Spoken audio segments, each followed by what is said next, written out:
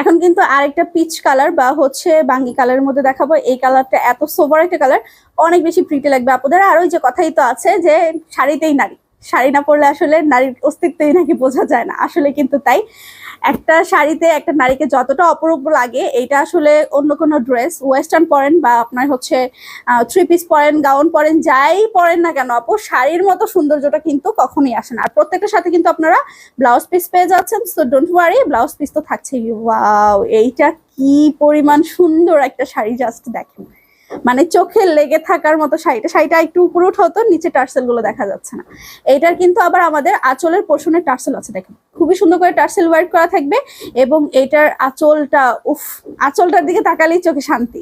Golden কালারের সাথে এত সুন্দর করে মাল্টি কালার ইউজ করা হয়েছে যে আপনার ডিজাইনটা কিন্তু আরো বেশি গর্জিয়াস হয়ে গিয়েছে। ফুল ড্রেসটাতে, শাড়িটাতে এইভাবে করেই কাজ থাকবে। এটা হচ্ছে আমাদের নিচের পার্টটা এবং এটা হচ্ছে আমাদের